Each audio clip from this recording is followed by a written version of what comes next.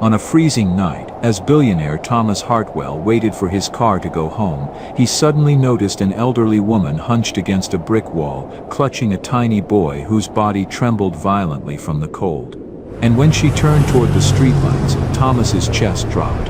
It was the woman who once fed him when he was a starving, invisible black teenager. And now she was out here, homeless, forgotten, freezing. Immediately he rushed to them. He helped them to their feet, sheltered them with his coat, and took them home. What happened next would bring you to tears. Before we continue, tell us what time it is and where you're watching from. Subscribe and stay hyped, because tomorrow I've got something extra special for you. It was the kind of cold that crept past expensive wool coats and tailored suits, the kind that settled into your bones and reminded you that no amount of wealth could shield you from a Boston winter. Thomas Hartwell had just stepped out of the Meridian Tower, a gleaming glass-clad building that bore his architectural fingerprints on every floor. Everything about the building reflected him: clean lines, purposeful design, quiet strength. He adjusted the collar of his charcoal overcoat as the automatic doors whispered shut behind him. His driver was already approaching with the sedan. It had been a long day of contract negotiations and design reviews, and he was ready to sink into his study with a glass of bourbon and the blueprints that had been occupying his mind for weeks. But as he stood at the curb, something caught his eye across Commonwealth Avenue.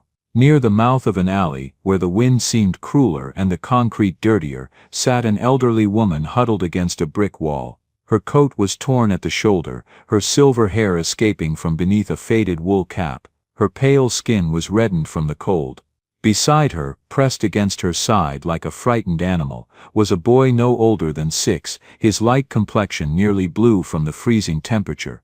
The child was crying softly, wiping his nose with the back of a dirt-streaked sleeve. A faint ache tightened in Thomas's chest.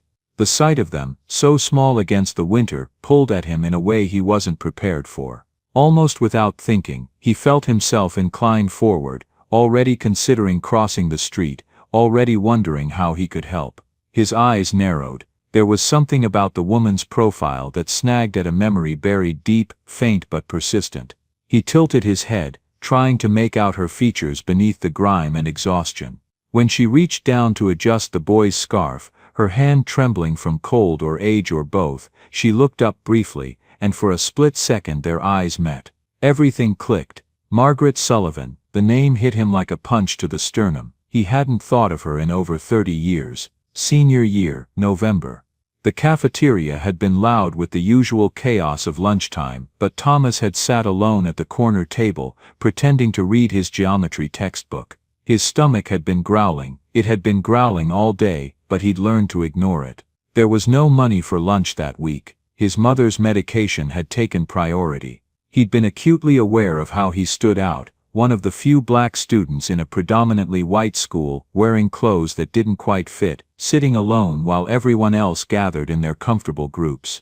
Thomas, Mrs. Sullivan's voice had been gentle. She'd sat down across from him, setting a brown paper bag on the table. Her warm smile had made him feel seen in a way he wasn't used to.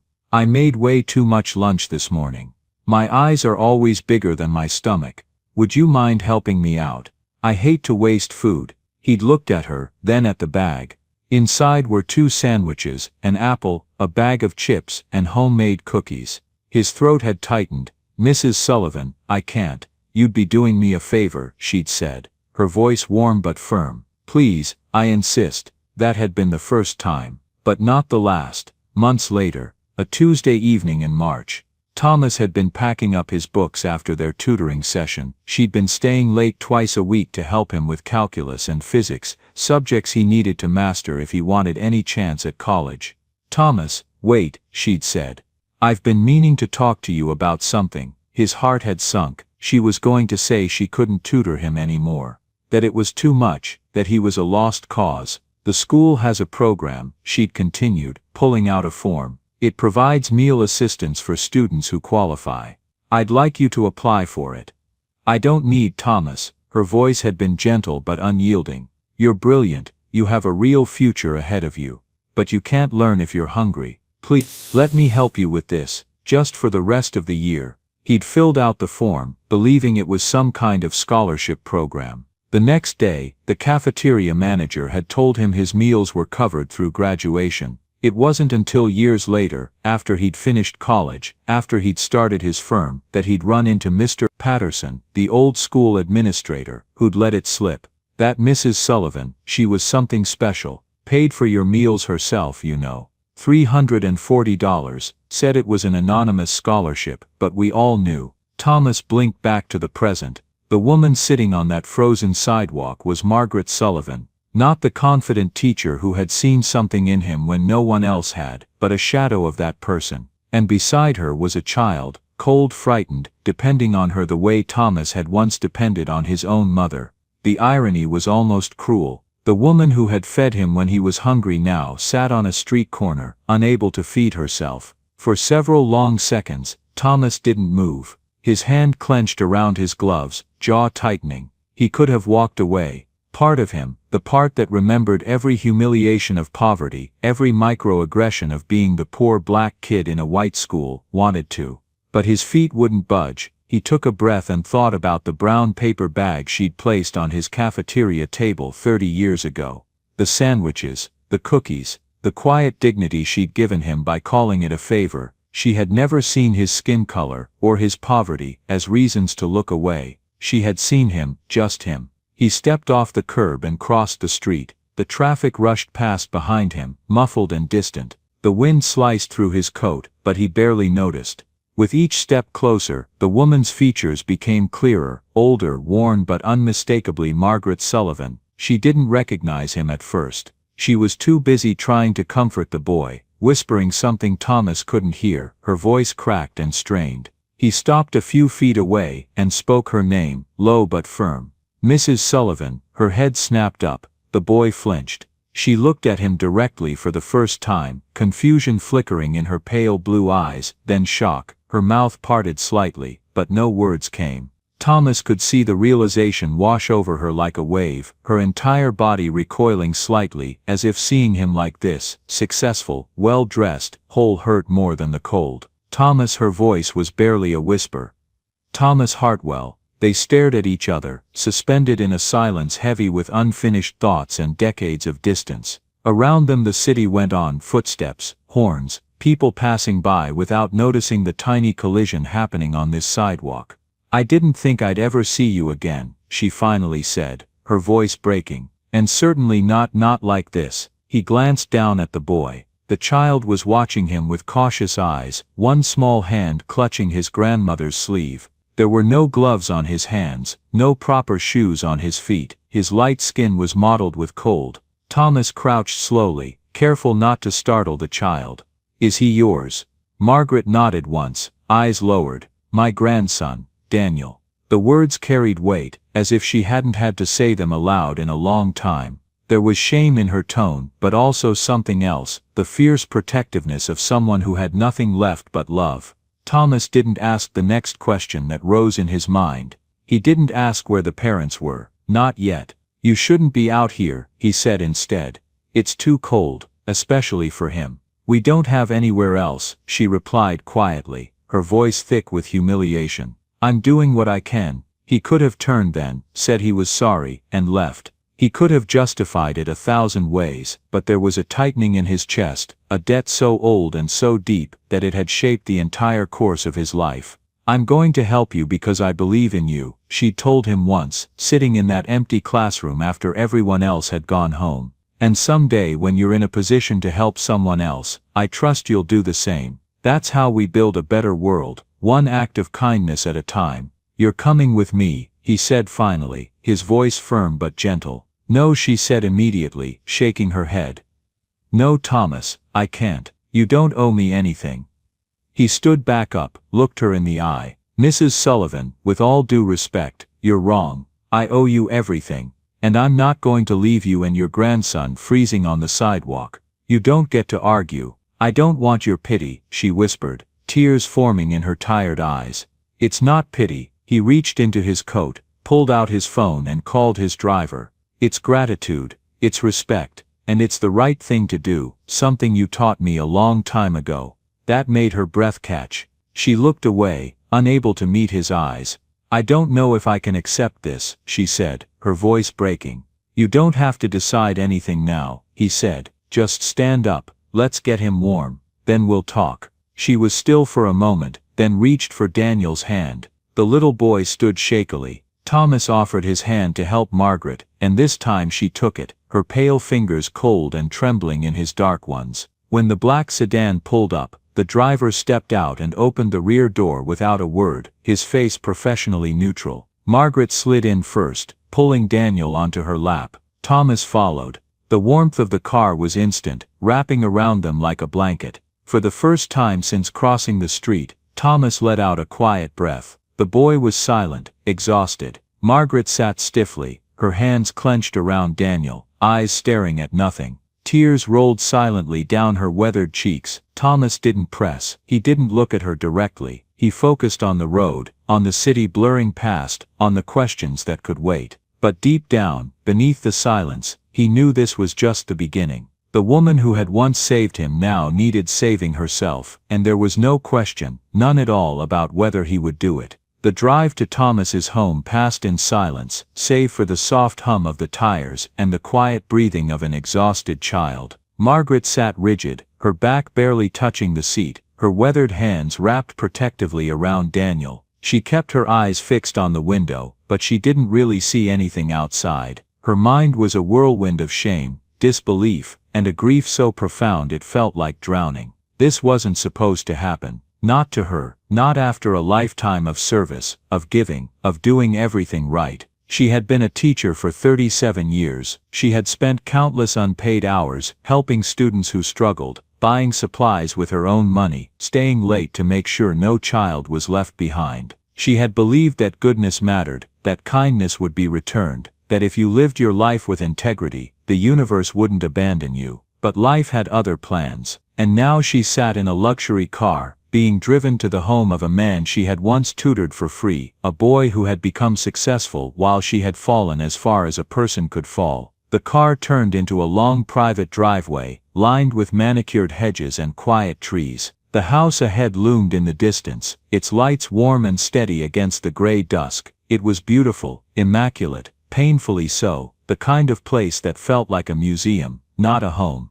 And she was about to walk into it like a beggar. Her chest tightened, her throat felt raw. When the driver stopped the car, Thomas stepped out first. He didn't speak. He opened the door on her side, and held it, his eyes kind but not pitying. Margaret hesitated, every fiber of her pride screaming at her to refuse, to walk away, to preserve what little dignity she had left. But then Daniel stirred against her, shivering despite the car's warmth, and she knew she didn't have the luxury of pride. She slid out carefully, and gathered Daniel in her arms. The little boy had fallen asleep, his blonde hair falling across his pale forehead. The front doors opened before they reached them. A woman stood there, older, with kind eyes and a quiet authority in her posture. She looked from Thomas to Margaret to the child, then back to Thomas. She said nothing at first, just nodded once and stepped aside. "This is Mrs. Davies," Thomas said. "She manages the house. She'll show you to a room." Margaret's voice caught in her throat, so she nodded instead.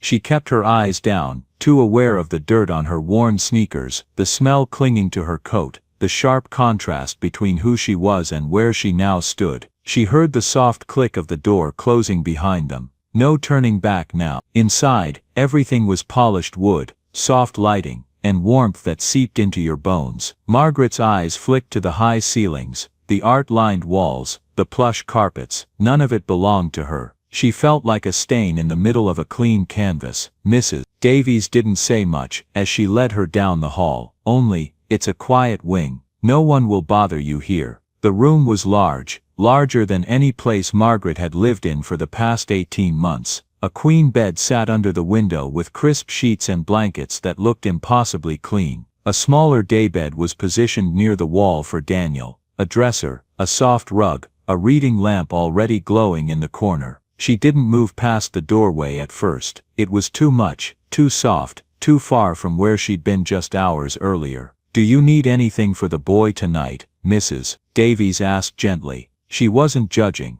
Her voice had the tone of someone who'd seen things, someone who didn't flinch at broken people. Margaret shook her head quickly. "No thank you, we're fine. Mrs. Davies gave a slow nod, then stepped back toward the door. If you change your mind, I'll be in the kitchen. There's a bathroom through that door. Clean towels are in the cabinet. The door closed with a quiet click. Margaret stood there for a long time. She didn't set Daniel down right away. She just stood, staring at the room, the carpet, the light switch, all of it too much. Her heart thudded like it didn't trust where she was. Her feet didn't know if they should run or collapse. When she finally laid Daniel on the daybed, and pulled the blanket over him, the boy shifted, mumbled something, and sighed. His face, dirty but peaceful, looked so innocent, so trusting. She had failed him, failed to provide, failed to protect him from hunger and cold and fear. Margaret sat on the edge of the larger bed after that, her hands in her lap, the heat from the radiator wrapped around her, but the cold inside remained. Her thoughts were loud, too loud. I taught him, I helped him,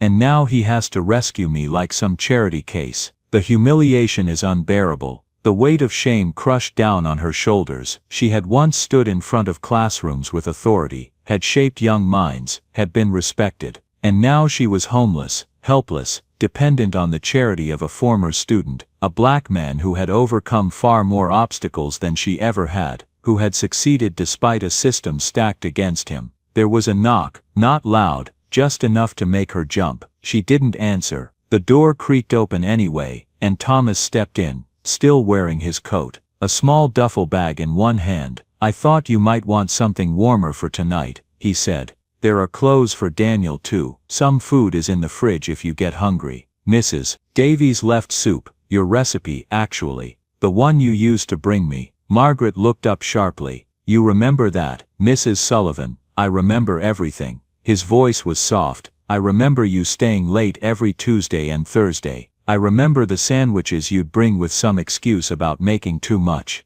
I remember the day you told me the school was covering my meals, and I believed you. She closed her eyes, tears spilling over. Thomas, I found out later, he continued, years later, that you'd paid for it yourself, a full year of meals, out of your own pocket, $340, which was probably a month's salary for you back then. You were hungry, she whispered. You were brilliant and kind, and you were going hungry. What was I supposed to do? You saved my life, he said simply, not just by feeding me, by believing in me, by treating me like I mattered when everyone else looked right through me. She shook her head, unable to speak. He set the bag down on the dresser and turned to face her. You don't belong out there, Mrs. Sullivan. You never did, and I'm not going to let you stay there. I don't want your pity, she managed to say. It's not pity. His voice was firm. It's reciprocity. It's honor. It's me finally being able to give back a fraction of what you gave me. She looked at him then, really looked. The boy who had sat in her classroom, struggling with geometry, barely speaking above a whisper, had become this confident, successful kind.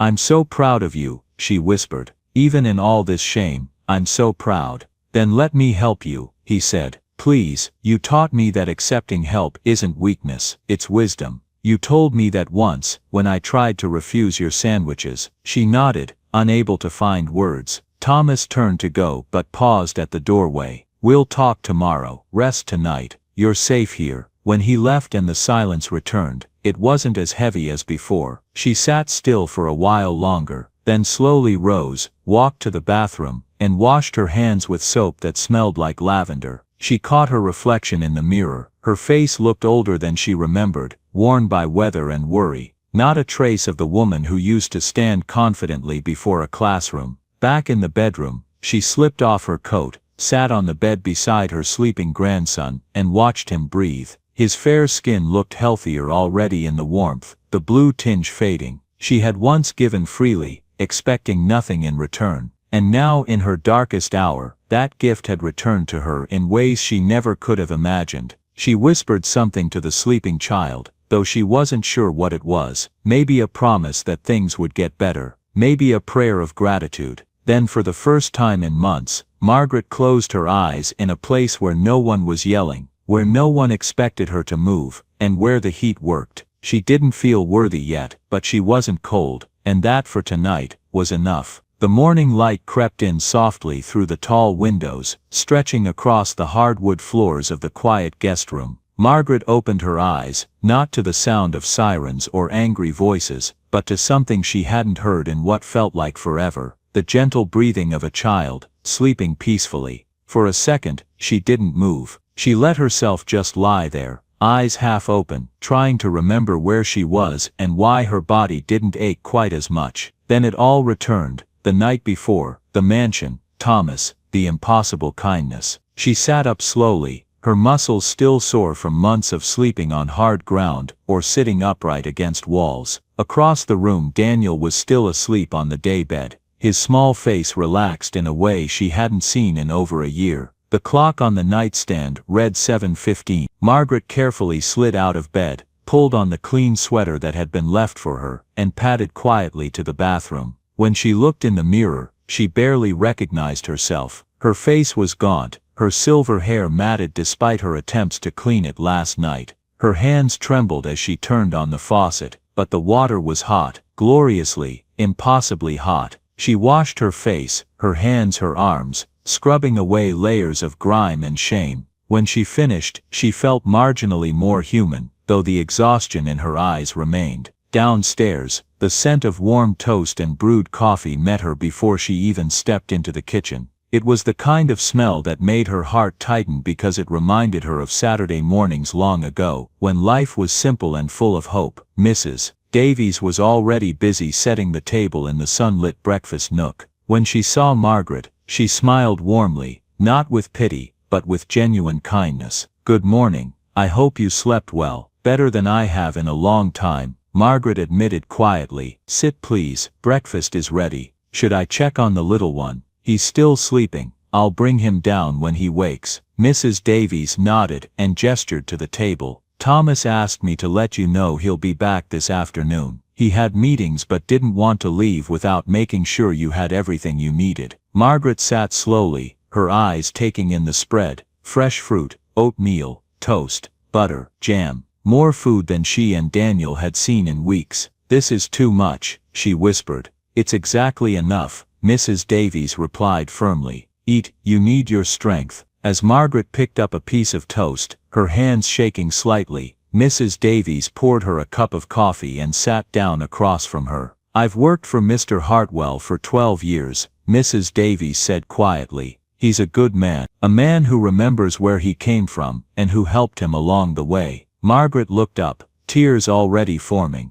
"He mentioned you once," Mrs. Davies continued. "Years ago, when we were talking about gratitude, he said there was a teacher who changed his life, who saw him when no one else did. I'm guessing that was you." Margaret nodded, unable to speak. "Then you should know, he's been waiting for a chance to return what you gave him. This isn't charity, this is him honoring a debt he's carried for 30 years. Before Margaret could respond, small footsteps sounded on the stairs. Daniel appeared in the doorway, his eyes wide, his blonde hair sticking up in all directions. "Grandma?" His voice was uncertain. "I'm here, sweetheart. Come have breakfast." The boy approached cautiously, as if afraid this might all disappear. When he saw the food, his eyes went even wider. "Is this all for us?" Margaret's heart broke. "Yes, baby. Sit down." As Daniel climbed into a chair and reached for an orange slice with both hands, Mrs. Davies discreetly excused herself, leaving them alone. They ate in silence for a few minutes, Daniel devouring food like he might never see it again, Margaret eating slowly, her appetite still small from months of deprivation. Then the boy spoke. "Grandma, can we stay here?" The question was so simple, so hopeful, that Margaret had to look away to hide her tears. "For now, sweetheart, we're very lucky to be here." "I like it here," Daniel said quietly. "It's warm, and nobody yells." That last sentence broke something in Margaret. Nobody yells. That was his measure of safety now, the absence of anger, the presence of warmth. What had she put this child through? Later that afternoon, after Daniel had been settled in the living room with some books Mrs. Davies had found, Thomas returned home. Margaret heard the front door open, heard him speaking quietly with Mrs. Davies, and then his footsteps approaching. He appeared in the doorway of the small study, where Margaret had retreated, trying to stay out of the way. "Mrs. Sullivan, how are you feeling?" She stood quickly. "Thomas, I don't know how to thank you." "You don't need to thank me. Please, sit." They both sat, an awkward silence filling the space between them. Thomas broke it first. "I need you to tell me what happened. Not because I'm judging, because I need to understand how someone like you ended up out there. And because I might be able to help in ways beyond just providing shelter." Margaret took a long breath, her hands twisting in her lap. She had been dreading this conversation, but she owed him the truth. But before she could speak, Thomas leaned forward, his eyes distant, remembering. "Before you tell me," he said softly, "I want you to know something. I want you to understand why this matters so much to me." He paused, collecting his thoughts. "It was February," Thomas began. "My senior year. I was working on a college application, just one, because I could only afford one application fee. It was for a state school, and even then, I wasn't sure I could go, but I was trying. You were staying late that night," he continued. "You'd been helping me with my essay. It was past 7, maybe 8 o'clock. Everyone else had gone home, and I broke down."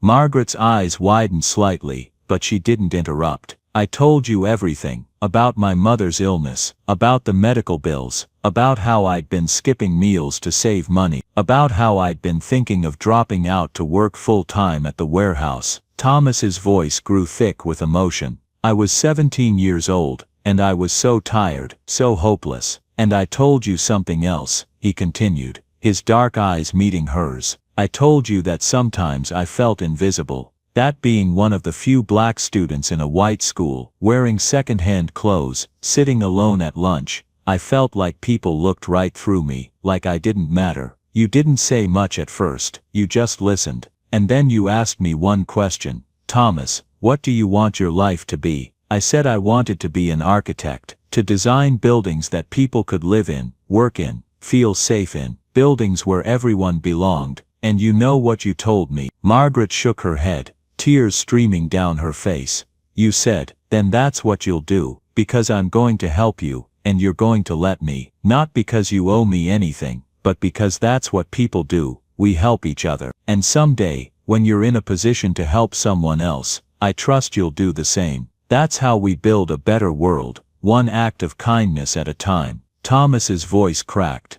"The next week, you told me about the school program for meal assistance. You made it sound so official, so impersonal. I believed it was some kind of scholarship. I didn't know until years later that you paid for my meals yourself. $340. That was probably more than you could afford. And the tutoring, you stayed late twice a week for 8 months. You never asked for payment. You never made me feel like charity. You treated me like I was worth the investment." He met her eyes. "You didn't just feed me, Mrs. Sullivan. You didn't just tutor me. You gave me something I'd never had before. Someone who believed I could be more than my circumstances. Someone who saw past my skin color and my poverty to the person underneath. You saw potential in a kid everyone else had written off." Margaret was sobbing now, her hands covering her face. I was just doing what any teacher should do," she managed to say. "No," Thomas said firmly.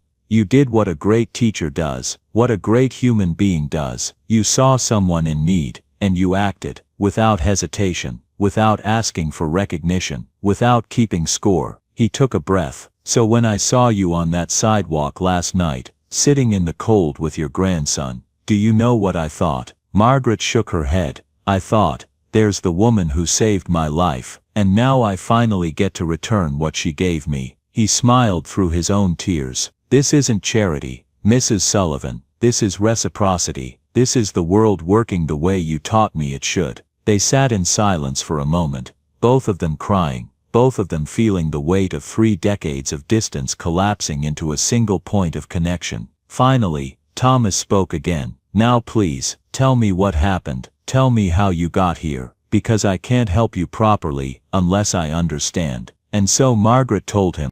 She told him about her husband Richard's illness, the Parkinson's that drained their savings over 3 agonizing years. She told him about Richard's death 5 years ago and how she'd thought she could rebuild. Then came the hardest part. "My son David," she said, her voice barely above a whisper. "He died in a construction accident 2 years ago. He left behind a wife, Rachel, and Daniel, who was only 4 at the time." Thomas listened without interrupting, his face grave. "Rachel and I had never gotten along. Margaret continued. She thought I was too involved, too controlling. After David died, she fell apart, started drinking, and then 6 months after the funeral she showed up at my door and said she couldn't do it anymore. Said I could take Daniel or she'd put him in foster care. She paused, her hands trembling. But she wouldn't give me legal custody. She said if I tried to file for it she'd fight me out of spite and take him back. So I took him without paperwork. I've been raising him for almost 2 years now, but legally I have no rights. Rachel has custody, but she disappeared. Changed her number. Left no address. I haven't heard from her in almost 2 years. Thomas leaned forward, his expression serious. So you can't access any services for Daniel because you're not his legal guardian. Exactly, Margaret said. I couldn't enroll him in school properly, couldn't get him medical care without Rachel's signature, couldn't apply for any assistance. And I lived in constant fear that someone would figure it out and take him away from me. Where is Rachel now? I don't know. For all I know she's— Margaret trailed off. Dead, Thomas finished quietly. Or she might as well be. Margaret nodded. My pension barely covered rent, and at 72 no one wanted to hire me. I applied everywhere. Grocery stores, libraries, anywhere. No one calls you back when you're my age. She paused, swallowing hard. Then my landlord sold the building. The new owner wanted to renovate, convert to luxury apartments. He evicted everyone. I couldn't find anything I could afford. We stayed with a friend for a while, but her situation changed. Then we were in shelters, but they were dangerous and Daniel was terrified. And I was always afraid someone would ask questions about custody, so we ended up out there. For how long? Thomas asked gently. 18 months. Some nights in shelters when we could get in, some nights on the street, always trying to keep Daniel safe, always trying to stay invisible so no one would separate us. Her voice broke on the last word. Thomas was quiet for a long moment. When he spoke, his voice was firm with resolve. We're going to fix this, Mrs. Sullivan. All of it. Thomas, I don't see how. I have a lawyer, he interrupted. One of the best family law attorneys in Boston. We're going to find Rachel, and if we can't find her, we're going to petition for emergency custody based on abandonment. You've been Daniel's primary caregiver for 2 years. You have rights even if Rachel won't acknowledge them. Margaret stared at him. That could take months, years, and it's expensive. I don't care how long it takes or what it costs, Thomas said. That boy deserves stability. He deserves to be legally protected. And you deserve to not live in fear that someone will take away the child you've sacrificed everything for. Tears streamed down Margaret's face. Why would you do this? Because you once told me that every child deserves an advocate, Thomas replied. That every child deserves someone who will fight for them. You were my advocate, Mrs. Sullivan. Let me be Daniel's. She couldn't speak, could only nod through her tears. There's something else, Thomas continued. Your pension. I want my lawyer to look into it. Sometimes when people leave the system early or have life changes, there are benefits that go unclaimed. It's worth investigating. I can't ask you to pay for all this legal work, Margaret protested weakly. You're not asking. I'm offering. His voice was gentle but unyielding. Mrs. Sullivan. Margaret, you gave me a year of your time, your money, and your belief. You invested in me when I had nothing to offer in return. This is compound interest. This is the return on the kindness you planted 30 years ago. Margaret looked at him.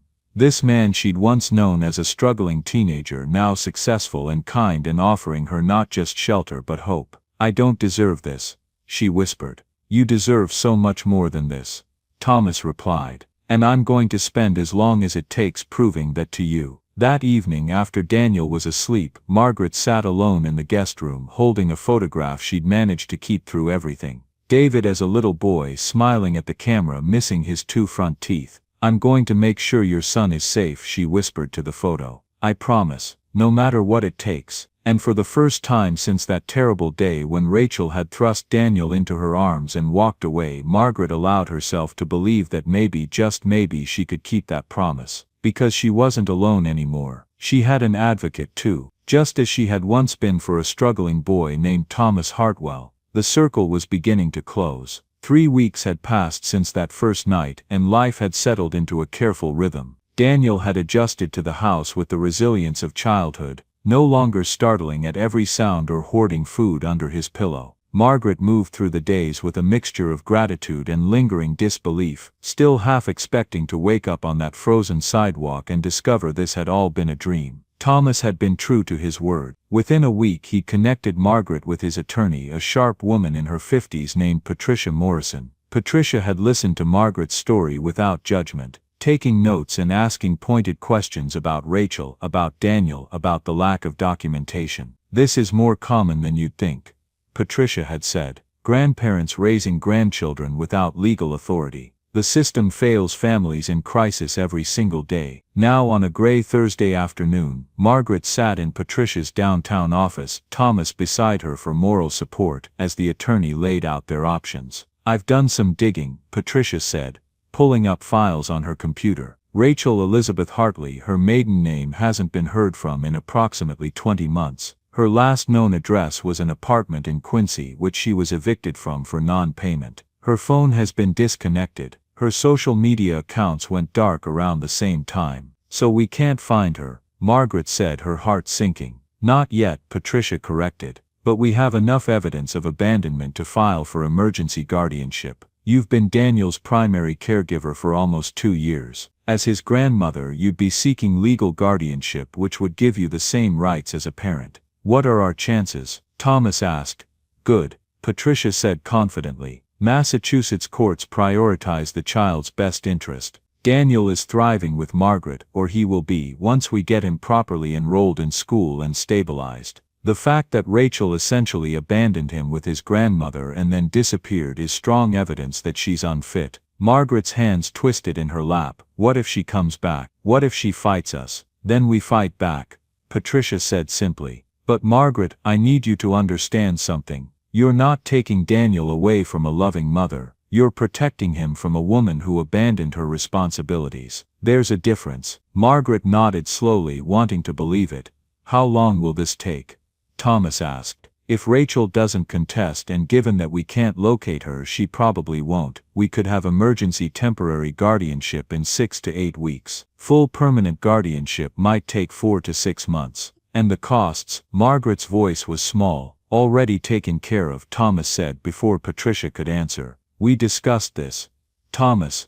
"Margaret." His voice was firm but kind. "Let me do this, please." She looked at him. This man who had already given her so much, and slowly nodded. What choice did she have? Daniel's future was at stake. Patricia pulled out another file. "Now about your pension. I had one of our financial specialists look into your retirement account. Margaret, when you retired at 67, there was a clerical error. You were entitled to additional widow's benefits after Richard passed, but they were never activated. And there's an adjustment for the years you went back to substitute teaching that was never calculated into your final pension amount." Margaret's breath caught. "What does that mean?" "It means you're owed approximately $38,000 in back payments, plus an increase in your monthly pension of about $420. The room tilted slightly. Margaret gripped the arms of her chair. $38,000, she whispered. "Give or take," Patricia confirmed. "We're filing the paperwork today. The state has 90 days to process it, but given the clear documentation error, they'll likely settle quickly." Margaret couldn't speak. $38,000. It wasn't a fortune, but it was stability. It was Daniel's future. It was proof that she hadn't been forgotten entirely by the system she'd served for 37 years. "There's one more thing," Thomas said quietly. He pulled out a folder, he always had folders, and handed it to Margaret. "I bought a property last spring. A small house in Brookline, near where you used to teach. I was going to renovate and rent it, but I have a different idea now." Margaret opened the folder to find photos of a charming 2-story house with a front porch and a small yard. "Thomas, no. Hear me out," he interrupted gently. "You need a permanent address to establish legal custody of Daniel. You need stability to show the court you can provide for him. This house can be that stability. I can't accept. You'd be renting from me," Thomas continued, "at a rate based on what you can afford once your pension is straightened out. It's a business arrangement, Margaret. I own the property, you pay rent. It's that simple." Patricia nodded. "He's right, Margaret. Having stable housing will significantly strengthen your custody case. The court needs to see that you can provide a safe permanent home for Daniel." Margaret stared at the photos, her vision blurring with tears. A home, a real home, not temporary shelter, not charity, a place where she and Daniel could build a life. The house has 3 bedrooms, Thomas said. One for you, one for Daniel, and one you could use however you want. There's a yard where he can play. It's a 10-minute walk from here, so we're still close. And it's yours, Margaret. A real home. She couldn't stop the tears now. They fell freely as she looked at the photos, at this impossible gift that wasn't quite a gift, that came with just enough structure to let her accept it with dignity. Why? She whispered. Why are you doing all this? Thomas was quiet for a moment. Then he said, do you remember what you told me that night in February, when I was ready to give up? Margaret shook her head, unable to speak. You said, I'm going to help you because I believe in you. And someday when you're in a position to help someone else, I trust you'll do the same. That's how we build a better world, one act of kindness at a time. Margaret's hand flew to her mouth. She had said that. She remembered now. You gave me more than meals and tutoring, Margaret. You gave me a blueprint for how to live. You showed me that success means nothing if you can't use it to lift others up. He gestured to the photos of the house. This isn't charity. This is me following your blueprint. This is me trying to build the better world you taught me was possible. Margaret broke down completely, sobbing into her hands. All the shame, all the fear, all the months of believing she was worthless poured out of her. Thomas moved to sit beside her, his hand on her shoulder, saying nothing, just being present the way she had once been present for him. Patricia quietly excused herself, giving them privacy. When Margaret finally composed herself, she looked at Thomas with red, swollen eyes. I don't know how to accept this much kindness. The same way I accepted yours, Thomas said. With gratitude. With the understanding that it's not about deserving. It's about community. It's about caring for each other. And with the knowledge that someday when you're able you'll pass it forward to someone else who needs it. She nodded slowly, clutching the folder like a lifeline. Can I see it? She asked. The house, Thomas grinned. I was hoping you'd ask. Daniel's with Mrs. Davies learning to make cookies, perfect timing. They drove through familiar streets, past Riverside High where Margaret had taught for so many years, past the park where she used to take David as a child. When they turned onto Prescott Avenue, Margaret's breath caught. The house was perfect, not too big, not too small. The porch had a swing. The yard had old maple trees. Through the windows she could see hardwood floors and built-in bookshelves. The previous owner was a retired teacher too, Thomas said as he unlocked the door. She left some furniture that you're welcome to use or replace. I've had the place cleaned and the utilities are already on. They walked through together. The living room had good light. The kitchen was updated but cozy. Upstairs the bedrooms were spacious, and the smaller one had a window seat that Daniel would love. Margaret stood in what would be her bedroom, looking out at the neighborhood where she'd spent most of her career, and felt something she hadn't felt in years. Hope. Real, tangible hope. I could have a garden, she said softly. Teach Daniel to plant vegetables, like I did with David when he was little. That sounds perfect, Thomas said. She turned to him and for the first time since he'd found her on that sidewalk, she smiled, really smiled. I'll pay you back. For everything. The legal fees, the house costs, all of it. Margaret, no, I mean it. Her voice was firm now, not because I don't appreciate it, but because you taught me something these past few weeks. What's that? That accepting help isn't the same as being helpless. That letting people care for you doesn't make you weak. She looked around the room. You let me help you once even though it was hard for you. You let me give you something because you understood that I needed to give it. That it wasn't about you deserving it, it was about me expressing who I wanted to be. Thomas nodded slowly, understanding.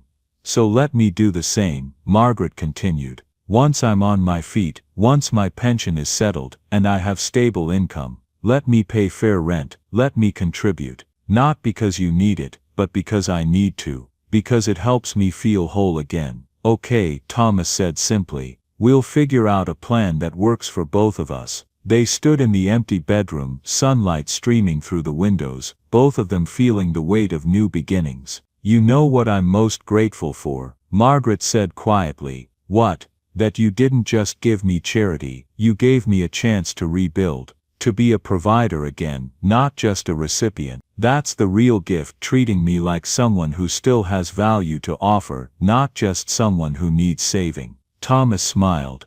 "That's because it's true. You do have value, you always have, you just needed reminding." They drove back to pick up Daniel, both of them lighter than they'd been in a long time. When they told the boy about the new house, he literally jumped up and down with excitement. "Do I get my own room? Can I pick the paint color? And Grandma, can we plant tomatoes like Daddy used to grow?" Margaret laughed, really laughed, for the first time in years. "We can plant whatever you want, sweetheart." That night after Daniel was asleep, Margaret sat in the study with a notebook, planning furniture arrangements, planning gardens, planning Daniel's new bedroom, planning a life that felt real and solid, and planning too, how she would one day pass this kindness forward, how she would use whatever stability she rebuilt to help others the way Thomas was helping her now. Because that was the lesson she'd taught him 30 years ago, and the lesson he was now teaching her in return.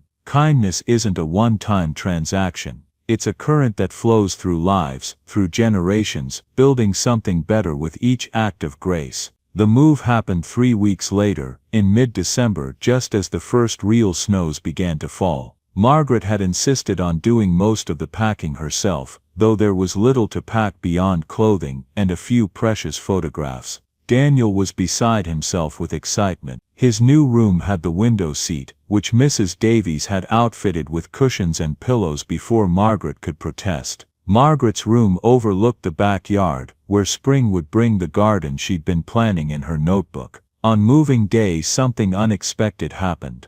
People showed up to help. Mrs. Davies arrived with her husband, carrying boxes of kitchen supplies. Thomas's project manager showed up with his truck. And then, most surprisingly, a group of former students began appearing. Mrs. Sullivan, a woman in her 40s, stood on the porch, holding a casserole. "I don't know if you remember me, Jennifer Martinez. You taught me freshman English in 1994. Margaret stared. Jennifer, little Jennifer who loved poetry. "Not so little anymore." Jennifer smiled. "Thomas reached out to some of us from your old classes. When we heard what you were going through, and what you're doing now, we wanted to help." More kept coming. Michael Torres, who was now a lawyer. Sarah Henderson, a nurse. David Kim, who owned a restaurant. Students Margaret had taught decades ago, now adults with lives and careers, all coming back to help the teacher who had helped them. By afternoon, the house was furnished, the kitchen was stocked, and Daniel was racing through rooms showing his new friends, the children of Margaret's former students, his toy collection. Margaret stood in the middle of her new living room, overwhelmed. Thomas found her there, tears streaming down her face. "You okay?" he asked gently. "I didn't know," she whispered. "I didn't know any of them remembered me." "Margaret, you changed their lives." "Of course they remember." Sarah approached, carrying a photo album. "Mrs. Sullivan, we put this together. Pictures and letters from people you taught over the years. We thought you might like to have it." Margaret opened the album with shaking hands. Page after page of photos, students at graduations, weddings, with their own children, and letters. "Mrs. Sullivan taught me that reading could be an escape when home was hard. She stayed after school to help me with my college essays. I was the first in my family to go to college. When my father lost his job, Mrs. Sullivan brought me lunch every day for 6 months. She said it was extra, but I knew better. She believed in me when no one else did." Margaret couldn't stop crying. Thomas put his arm around her shoulders. "This is what you built," he said quietly. "This is your legacy." The custody hearing was scheduled for a Tuesday morning in early March, 10 weeks after Margaret and Daniel had moved into the house on Prescott Avenue. Those 10 weeks had been a whirlwind of paperwork, documentation, and slow, steady healing. Thanks to emergency provisions Patricia had arranged, Daniel had started at the local elementary school under temporary enrollment.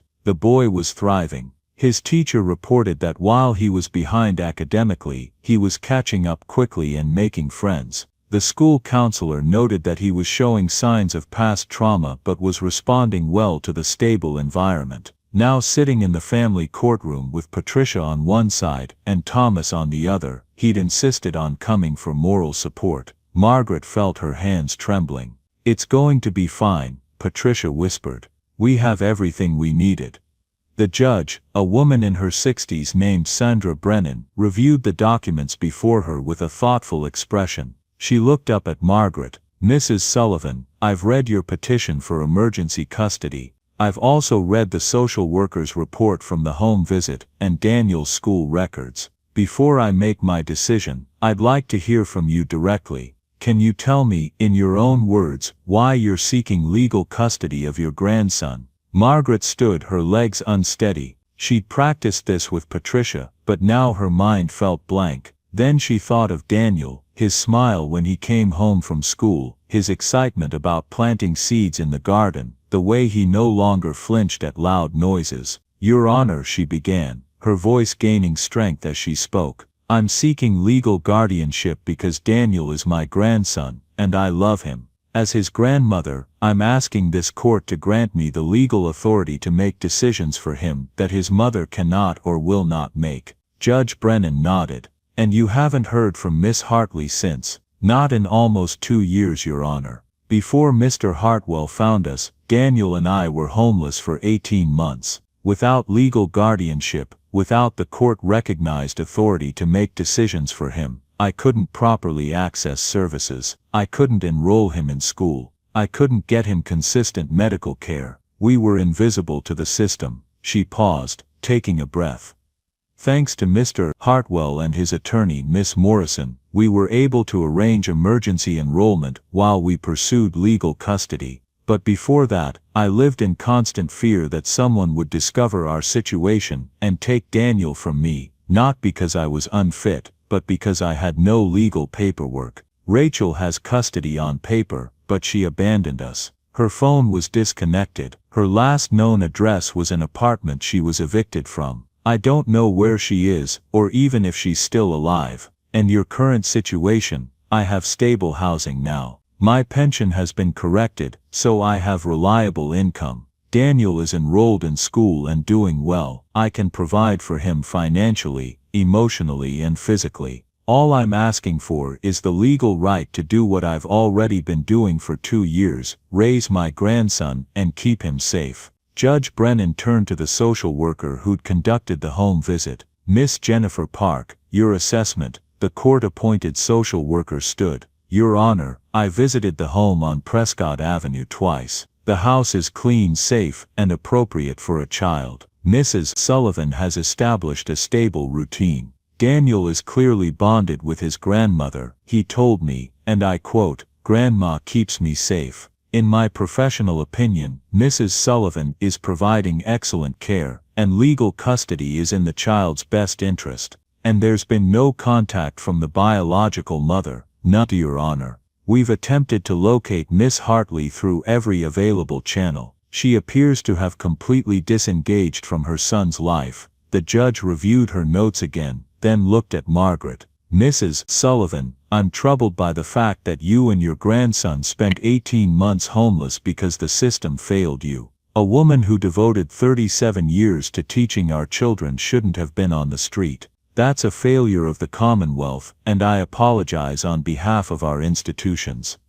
Margaret's eyes filled with tears. "However," Judge Brennan continued, "I'm pleased to see that you've established stability. The evidence before me is clear. Daniel is thriving in your care, you have the means to support him, and his biological mother has effectively abandoned him." She picked up her gavel. "Therefore, I'm granting emergency temporary guardianship to Margaret Ann Sullivan, effective immediately. This grants you, as Daniel's grandmother, full legal guardian authority to make decisions regarding Daniel's education, healthcare, and welfare. While his mother Rachel Hartley retains parental rights on paper, you now have the legal standing to act in her place given her abandonment and disappearance." The gavel came down. Margaret couldn't breathe. She'd won. Daniel was legally hers. Patricia squeezed her hand. "Congratulations. Thomas, sitting in the gallery, was smiling broadly. As they left the courtroom, Margaret felt lighter than she had in years, maybe decades. The weight of fear, of illegitimacy, of constantly looking over her shoulder had finally lifted. Outside the courthouse, Patricia shook her hand professionally. "I'll file the permanent custody petition immediately. Given today's ruling and the continued lack of contact from Rachel, I expect permanent custody to be granted without issue." "Thank you," Margaret said, her voice thick with emotion, "for everything." "Thank Thomas," Patricia replied with a knowing smile. "He's the one who made this happen." After Patricia left, Thomas and Margaret stood on the courthouse steps, the early March sun warming their faces despite the lingering chill. "You did it," Thomas said. "We did it," Margaret corrected. "I couldn't have done this without you." "You would have found a way," Thomas said. "You always do." Margaret shook her head. "No, I was drowning, Thomas. You threw me a lifeline. There's no shame in admitting that. I needed help, and you gave it." She looked at him seriously. "But now it's my turn to start building something. Not just for Daniel and me but for others who are where I was." "What do you mean?" "I've been thinking," Margaret said as they walked toward his car. "Once I'm fully on my feet I want to volunteer. Maybe at the family court helping other grandparents navigate the system, or at the shelter, working with families in crisis. I know what it's like to fall through the cracks. I can help others avoid that." Thomas smiled. "That sounds like the Margaret Sullivan I remember. Always teaching, always helping. It's who I am," she said simply. "These past few months I'd lost sight of that. I'd started to believe that being in need meant I had nothing to offer, but you showed me that's not true. Even when we're struggling we still have value. We still have knowledge and experience to share." They drove back to Prescott Avenue, where Mrs. Davies had been watching Daniel. When they arrived the boy was in the front yard, carefully watering the early crocuses that were pushing up through the last patches of snow. "Grandma," he shouted, when he saw her. "Look, the flowers are coming." Margaret knelt beside him, her pale skin glowing in the sunlight, examining the tiny purple blooms. "They certainly are. Spring is almost here. Mr. Thomas want to see." Daniel grabbed Thomas's hand, his small pale fingers wrapping around Thomas's dark ones, pulling him toward the garden bed. As Margaret watched them together, her grandson chattering excitedly, Thomas listening with genuine interest, she felt a profound sense of rightness. This was family. Not defined by blood alone, but by choice, by commitment, by showing up day after day. That evening, after Thomas had left and Daniel was in bed, Margaret sat at her kitchen table with the official custody documents spread before her. She ran her fingers over the judge's signature, still hardly believing it was real. She was Daniel's legal guardian now. No one could take him from her. He was safe. Her phone rang. An unknown number. She answered cautiously. "Margaret, it's Sarah Henderson. From your English class in 2002. Margaret's face brightened. "Sarah, of course I remember you. I heard you got custody today. Congratulations. I'm actually a social worker now at the Family Services Center downtown. I was wondering if you'd be interested in doing some volunteer work with us. We desperately need people who understand the system and can advocate for families in crisis." Margaret smiled. The universe worked in mysterious ways.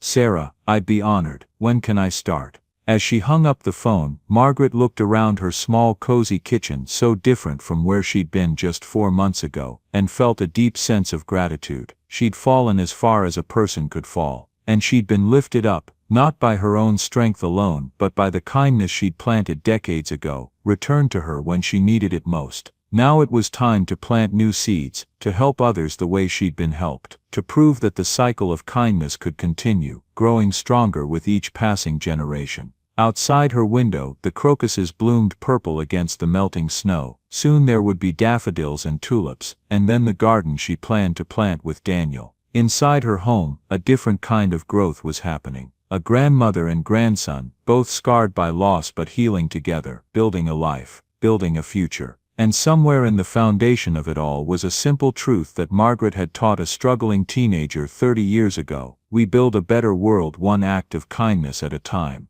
Now finally, she was learning to accept that kindness could flow both ways. It was late April on a Tuesday morning thick with humidity when Thomas received the call that would shake the foundations of his career and reveal just how much Margaret still had to offer. He was in his office downtown, reviewing final calculations for his signature project, a sustainable affordable housing development that would provide homes for 60 working families. It was personal, this project. It represented everything he believed in: dignified housing for people who worked hard but still struggled, built with environmental consciousness and community support. But then his chief engineer, Robert Williams, knocked on his door with a face pale with worry. "Thomas, we have a problem. A serious one. The structural calculations were wrong. Not slightly off, catastrophically wrong. Someone had made an error in the load-bearing formulas, and it had propagated through every single document. The foundations currently being poured were based on faulty mathematics." Within 2 hours, Thomas was in an emergency meeting with his engineering team, his construction manager, and the project's financial backers. The news was devastating. "We have to stop construction immediately," Robert said. "Tear out what we've built and start over.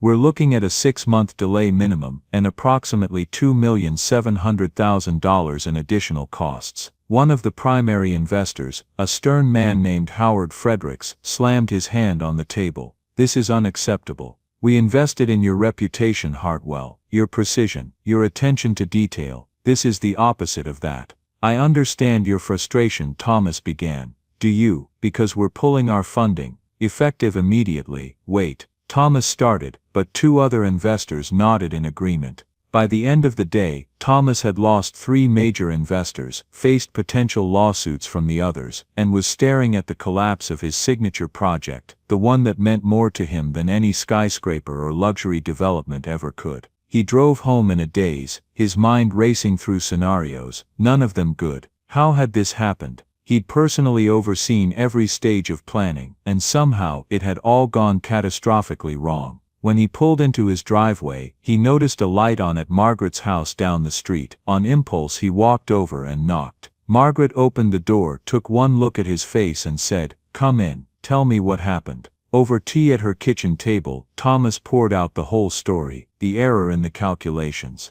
the lost investors, the project that represented his life's work crumbling before his eyes. "I don't know how to fix this," he admitted, his voice raw. "The mathematics are wrong at the foundational level. Without the investors, I can't afford to rebuild. And even if I could, I don't know where the error originated." Margaret was quiet for a long moment, her fingers drumming thoughtfully on the table. "Do you still have the original calculations?" she asked. "Yes, but Margaret, they're complex structural engineering equations. It would bring them to me," she interrupted firmly. Thomas blinked. "What? Bring me the calculations. All of them." "Margaret, I appreciate the offer, but this is advanced applied mathematics. It's not." She fixed him with a look that took him right back to senior year of high school. "Thomas Hartwell, I taught mathematics for 15 years before I switched to English literature. I have a master's degree in applied mathematics from Boston University. I may not be an engineer, but I certainly know how to check calculations." Thomas had completely forgotten, or maybe he'd never known about her mathematics background. "It could take days to go through all this," he said weakly. "Then we'd better get started," Margaret replied. "Daniel's in bed. I have time. Go get the files." 2 hours later, Thomas returned with 3 large boxes of documents. Margaret had cleared off her dining room table and had graph paper, multiple calculators, and a set of sharp pencils arranged like surgical instruments. "Before we begin," Margaret said, her voice suddenly uncertain, "I need to be honest with you. I haven't done this kind of advanced work in over 20 years. What if I make a mistake? What if my analysis is wrong, and I make things worse?" Thomas met her eyes steadily. "Then we'll catch it together. But I trust your mind, Margaret. I always have." That trust steadied her. She took a deep breath and nodded. "All right, but you'll need to check my work. I'll show you every step, and we'll verify everything together." "Deal," Thomas agreed. As she opened the first folder, Margaret stared at the first page of calculations, her confidence wavering. The formulas looked familiar but distant, like faces she'd known long ago but couldn't quite place. What if she'd forgotten more than she realized? What if the decades away from mathematics had dulled her skills beyond recovery? She closed her eyes and took a slow breath. In her mind she returned to her classroom at Riverside High, the smell of chalk dust, the sound of students puzzling through problems, the satisfaction of watching understanding dawn on a confused face. She'd done this for 15 years. She'd taught hundreds of students to think mathematically, to see patterns, to check their work methodically. The knowledge didn't disappear just because she hadn't used it recently. It was like a language learned young. It might take a moment to find the right words, but the grammar was still there. When she opened her eyes, the numbers began to make sense again. She saw the structure behind the equations, recognized the logic flow. This was something she knew how to do. Her trembling hands steadied. She picked up her pencil and began to work. Thomas watched the transformation, saw the uncertainty fade from her face, replaced by the focused concentration of someone doing what they were meant to do. This was the teacher he remembered. This was Margaret Sullivan finding herself again. They worked until past midnight that first night. Margaret methodically went through each calculation, checking the formulas, verifying the conversions, tracing the logic from step to step. Thomas sat beside her, explaining the engineering principles when she asked questions, watching in amazement as she filled page after page with neat, precise notations. "This is wrong," she said suddenly, around 10:30. "What?" "This conversion factor. Look. It's converting square meters to square feet, but the decimal placement is off by one position. It should be 10.76, but someone entered 1.076. Thomas leaned over, his heart racing. If that's wrong at the source, then every subsequent calculation that depends on it would be wrong in a consistent, predictable way.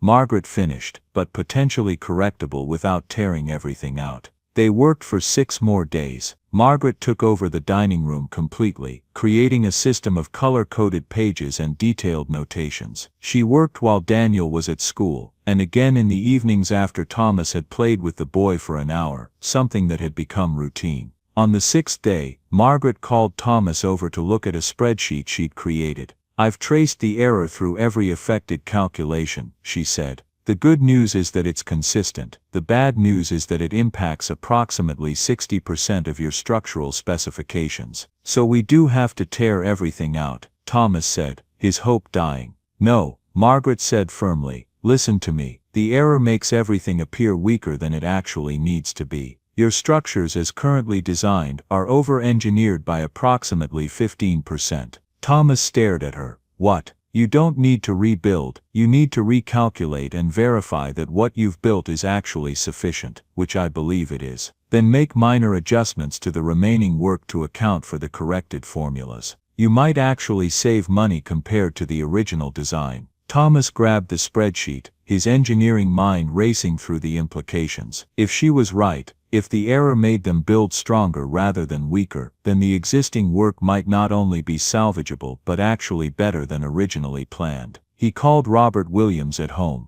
"I need you to come to Margaret Sullivan's house right now. Bring the senior engineering team." Within an hour, Margaret's dining room was full of engineers, all poring over her calculations. Robert checked her work, then checked it again, then ran it through specialized software. Finally, he looked up, his face showing wonder and relief. "She's right. The source error made us overbuild by an average of 14.7%. What we've constructed is not only safe, it exceeds our specifications. We can continue with the corrected formulas for the remaining work, and actually come in under budget." Thomas felt his knees go weak with relief. The project was saved. One of the younger engineers, a woman named Lisa Park, looked at Margaret with awe. "Ma'am, this is brilliant work. Where did you study engineering?"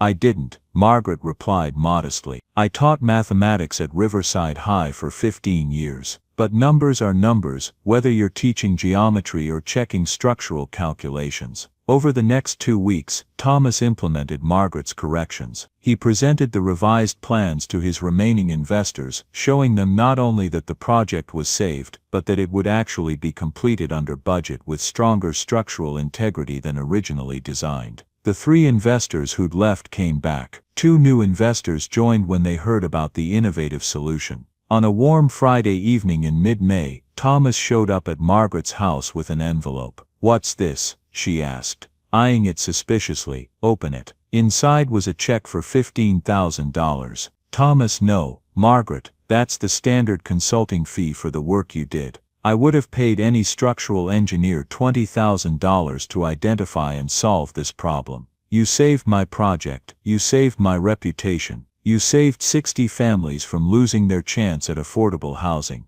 Margaret stared at the check, tears forming. I didn't do it for money. I know, Thomas said gently, but your expertise has value. Your time has value. You spent 7 days doing complex mathematical analysis that would have cost me far more if I'd hired a consulting firm. This isn't charity, Margaret. This is compensation for professional work. She looked up at him, emotions warring across her face. Do you know what this means to me? Not the money, though that helps, but being reminded that I'm still capable, that my education and experience still matter, that I'm not just someone to be helped, but someone who can help. You were never just someone to be helped, Thomas said firmly. You're one of the most capable people I've ever known. You just needed an opportunity to prove it to yourself again. Margaret carefully folded the check and placed it in her pocket. Half of this goes into Daniel's education fund. The rest, I think I know what to do with it. Over the next several weeks, Margaret used that money in ways that rippled through the community. She donated $3,000 to Riverside High's emergency fund for students in crisis, anonymously, but Thomas knew. She sponsored 2 scholarships for graduating seniors planning to study education. She paid for repairs at the local food bank where she'd started volunteering twice a week. And she began meeting with other grandparents who were raising grandchildren in legal gray areas, helping them navigate the system, sharing what she'd learned, becoming an advocate for families in crisis. One evening in early June, Thomas found her in her backyard, planting tomatoes and cucumbers with Daniel. You seem happy, he observed. I am, Margaret replied simply. I'm useful again. I have purpose beyond just surviving. I'm contributing. Daniel carefully patted soil around a tomato plant, his light skin smudged with dirt. Grandma's the smartest person I know. She helped Mr. Thomas with really hard math. Margaret smiled. Mr. Thomas is pretty smart himself, but you're smarter, Daniel said with the absolute certainty of a 6-year-old. Thomas laughed, his warm brown eyes crinkling. You know what, buddy, your grandma taught me everything important I know, so yeah, she's definitely the smartest. After Daniel ran off to check on the cucumber seeds, Margaret and Thomas stood together in the garden, the evening sun warm on their faces. I spent so long feeling worthless, Margaret said quietly, believing that because I couldn't provide basic shelter, I had nothing to offer, that my education didn't matter, that my experience was irrelevant. And now? Thomas asked. Now I know that worth isn't measured by circumstances, that knowledge doesn't expire, that we all have something to contribute, even in our darkest moments. She looked at him. You taught me that. By treating me as an equal, as someone capable, not just someone needy. You taught me that first, Thomas replied. 30 years ago, you saw a struggling kid and treated him like someone with potential. I'm just returning the lesson. They stood in comfortable silence, watching Daniel chase butterflies between the garden rows, a small blond boy full of life and hope. You know what the best part is, Margaret said. What's that? That boy right there. He's growing up seeing that people help each other, that when someone falls, others lift them up. That success means using what you have to make others' lives better. She smiled. He's learning the same lessons you learned from me. The cycle continues. Thomas nodded.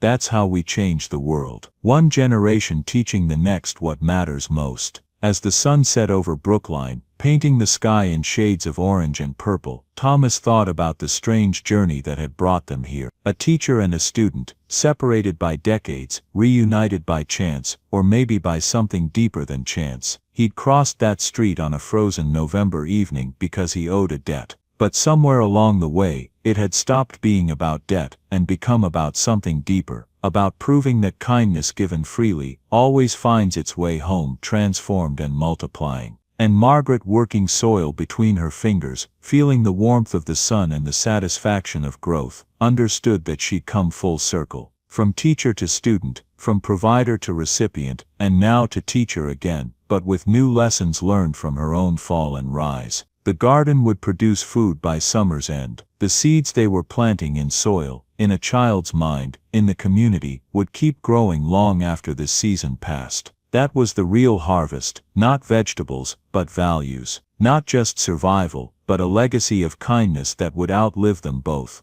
The phone call came on a humid afternoon in early July just as Margaret was returning from her volunteer shift at the Family Services Center. She didn't recognize the number, but something made her answer. "Is this Margaret Sullivan?" The voice was female, official sounding. "Yes, this is she. Mrs. Sullivan, this is Detective Maria Gonzalez with the Boston Police Department. I'm calling about Rachel Hartley. I understand she's your daughter-in-law." Margaret's heart stopped. "Yes, has something happened?" "Ma'am, I'm afraid I have difficult news. Miss Hartley was found deceased in a rooming house in Worcester 3 days ago. It appears to have been an overdose. I'm very sorry for your loss." Margaret sank into the nearest chair, her mind reeling. Rachel was dead. She felt a complicated swirl of emotions: grief for the woman Rachel had once been, relief that the legal uncertainty was finally over, guilt for feeling that relief. "Mrs. Sullivan, are you still there?" "Yes, I'm here. Does this— I have custody of her son Daniel, my grandson. Does this change anything legally?" "Actually, that's why I'm calling. Among Miss Hartley's effects we found some documents,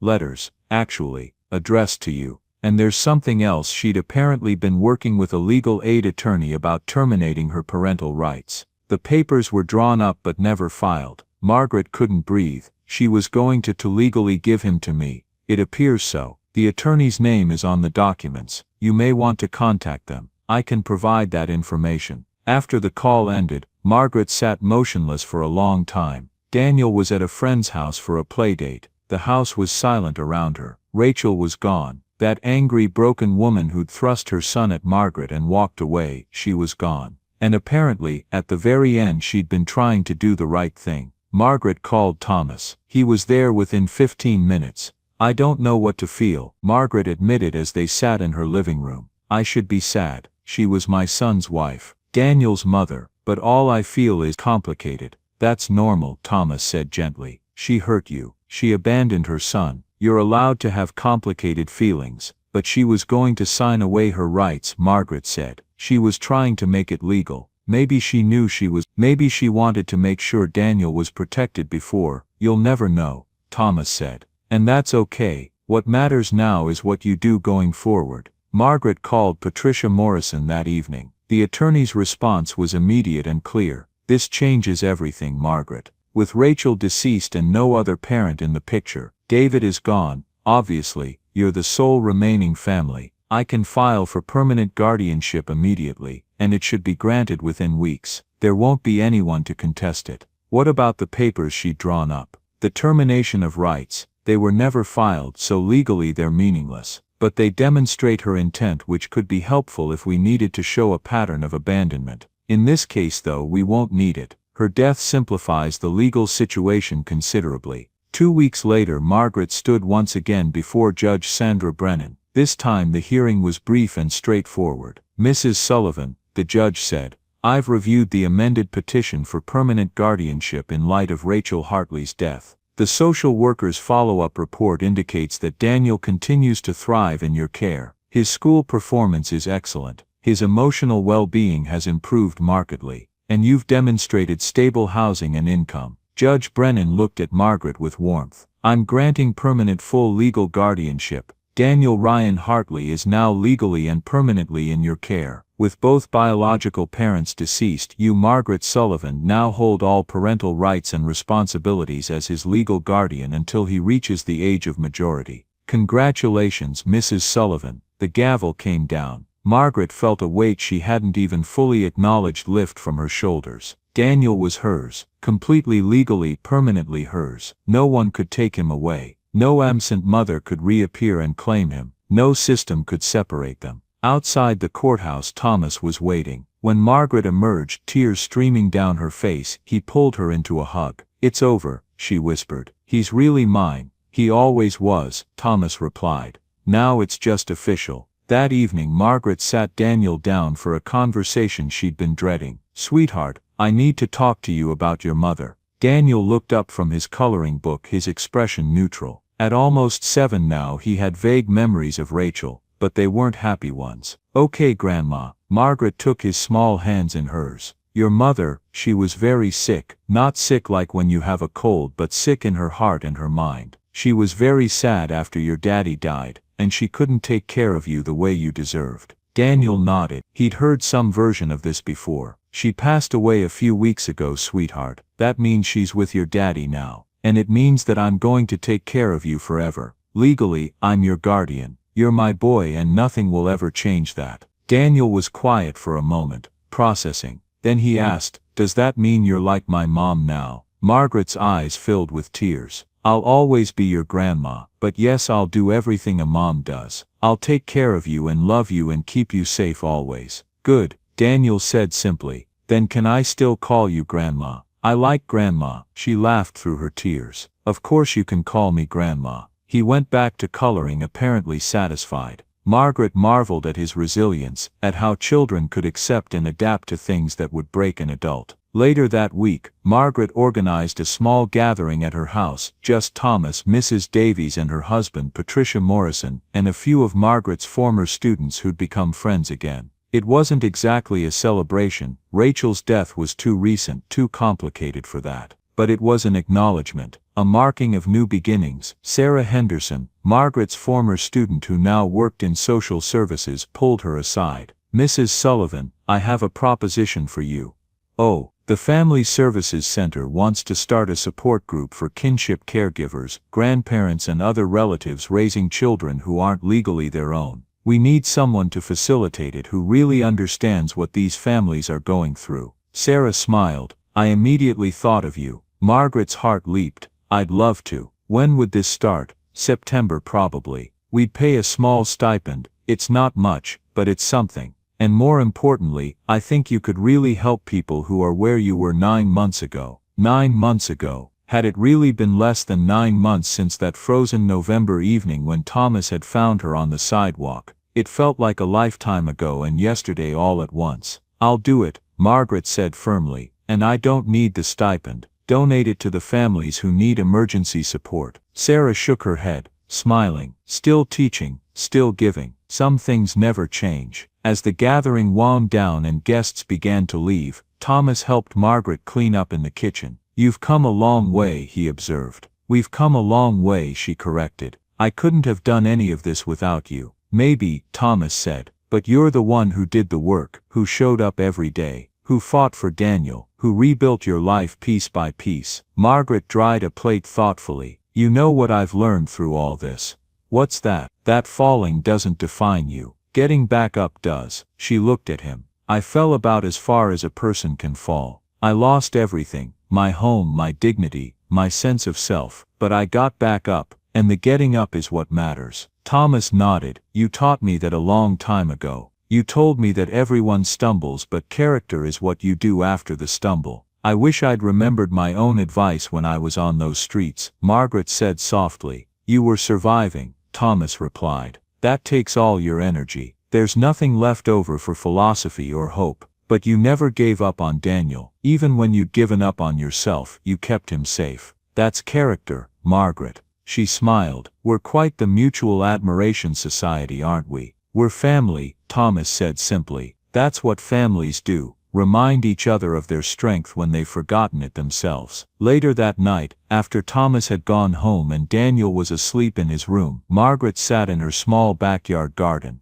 The tomatoes were coming in now, heavy and red on their vines. The cucumbers were producing faster than she and Daniel could eat them. She'd been taking the extras to the food bank. She thought about the months behind her, the fear, the cold, the hunger, the shame of being invisible, the terror of losing Daniel, and then the miracle, Thomas crossing the street, extending a hand, pulling her back into the world of the living. But it wasn't just Thomas who'd saved her. She'd saved herself too, in a way, by accepting help, by doing the work, by remembering that even at her lowest she still had value. She picked a ripe tomato, warm from the sun, and bit into it. The taste was sweet and bright, the taste of summer, of growth, of things planted in darkness and brought into light. Her phone buzzed, a text from Thomas, breakfast tomorrow. Got some news about the housing project. She smiled and replied, of course, 8 o'clock, I'll bring tomatoes. As she went inside to sleep, Margaret thought about cycles, how kindness circles back, how teachers become students and students become teachers, how falling and rising are both parts of the same story. She'd fallen, she'd been lifted, and now she was helping others climb. The cycle continued, growing stronger with each turn.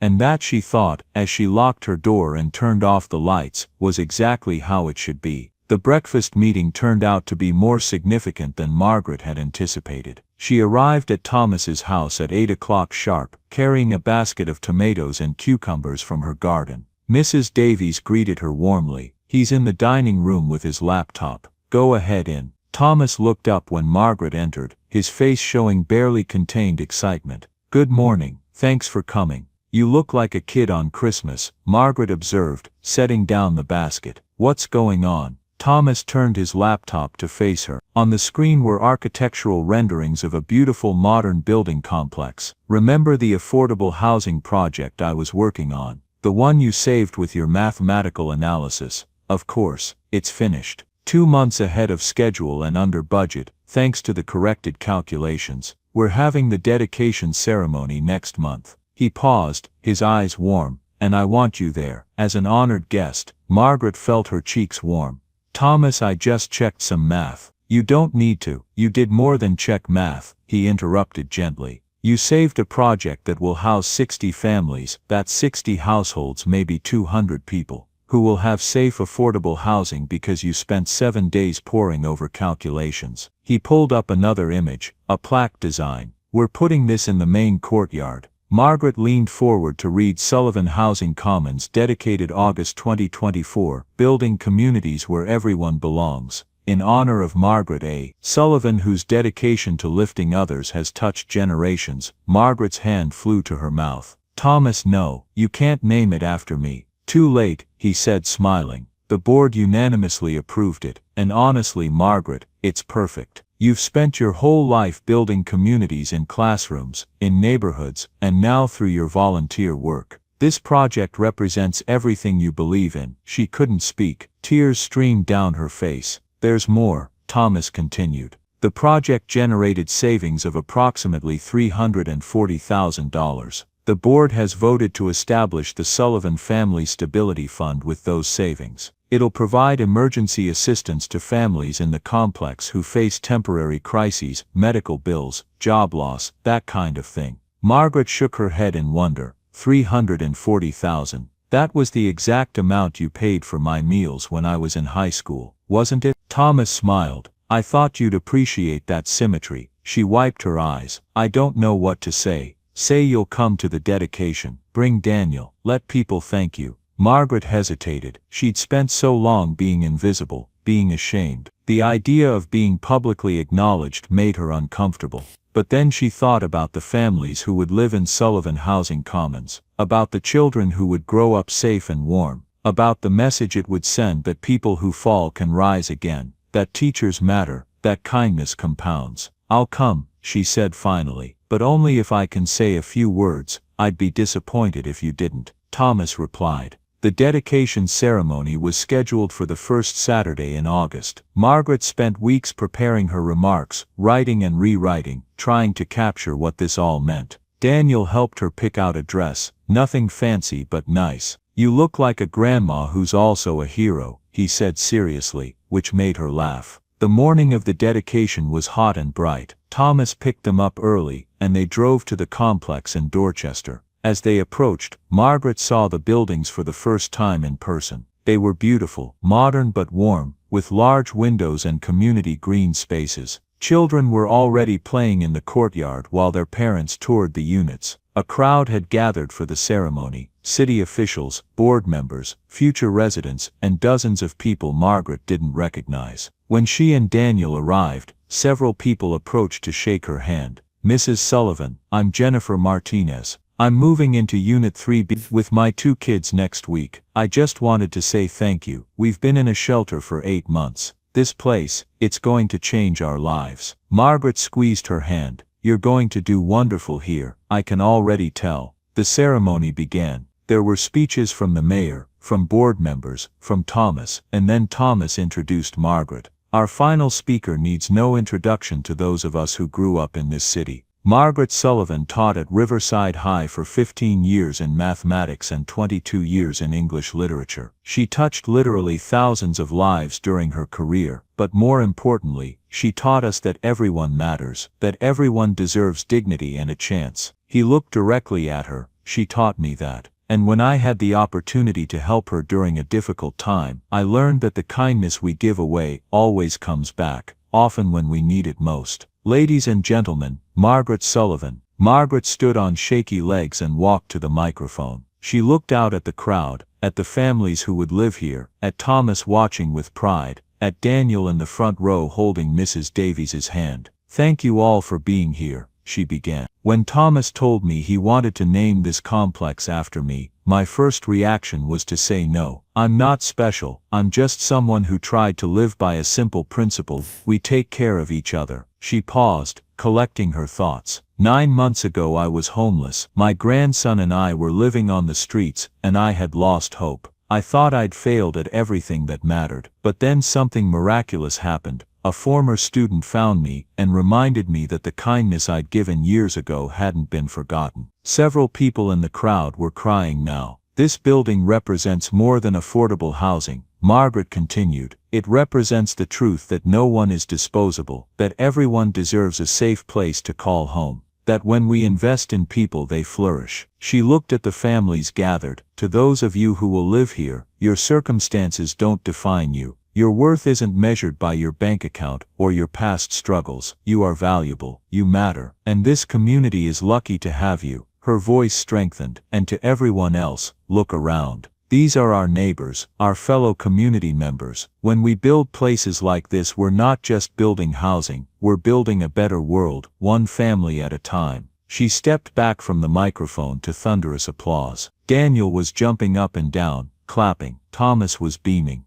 After the ceremony, as people toured the complex and enjoyed refreshments, Margaret found herself surrounded by well-wishers, former students, current volunteers from the Family Services Center, families who would be moving in. An older woman approached, leaning on a walker. "Mrs. Sullivan, I'm Beatrice Washington. I'm moving into Unit 1A with my grandson. He's 9. His mother, well, it's a similar story to yours, sounds like." Margaret took her hand. "I understand. It's not easy, is it?" "No," Beatrice said. "But seeing you up there, knowing you went through it and came out the other side, it gives me hope." "You're stronger than you know," Margaret said. "And you're not alone. There are resources, people who can help. Let me give you my number." As the afternoon wore on, and the crowd thinned, Margaret stood in the courtyard, looking at the plaque, Sullivan Housing Commons, her name, on a building, representing everything she believed in. Thomas came to stand beside her. "How does it feel?" "Surreal," she admitted. "Humbling. And deeply, deeply meaningful." "You've come full circle," Thomas observed. "From teacher to homeless to honored community member. That's quite a journey." Margaret shook her head. "No, I never stopped being a teacher. Even when I was on those streets, I was teaching Daniel how to be resilient, how to be kind. The setting changed, but the essence didn't." She turned to face Thomas. "And you've taken what I taught you, and multiplied it 100-fold. This building will be here for generations, providing stability for thousands of people over time. That's the compound interest on kindness." "You taught me that," Thomas said. "You told me once that the best investments don't pay financial dividends, they pay human ones." Daniel ran up, breathless and excited. "Grandma, Mr. Thomas, there's a kid moving in who's in my grade at school. Can we be friends? Can I show him around the neighborhood?" Margaret laughed. "Of course, sweetheart." As Daniel ran off again, energy seemingly endless, Thomas and Margaret stood together in the courtyard of Sullivan Housing Commons, watching families explore their new homes, families of all colors and backgrounds, finding shelter and hope together. "You know what the best part of this is?" Margaret said. "What?" "That these families will never know my lowest moment. They'll never know I was homeless. They'll just know that someone cared enough to build them a place where they could thrive." She smiled. "That's exactly how it should be. The help should outlive the need." Thomas nodded. "That's the kind of legacy that matters. Not buildings with names on them, but changed lives, generations of changed lives." As the sun began to set, painting the new buildings in shades of gold. Margaret felt a profound sense of peace. She'd fallen so far, she'd been lifted up. And now she was helping others climb. The cycle continued, the kindness compounded. The world became piece by piece, a little bit better, and in the end, that was all any teacher could ask for, to know that the lessons took root and kept growing long after the classroom was empty.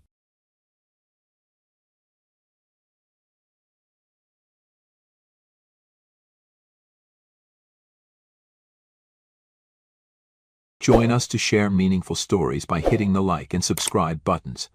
Don't forget to turn on the notification bell to start your day with profound lessons and heartfelt empathy.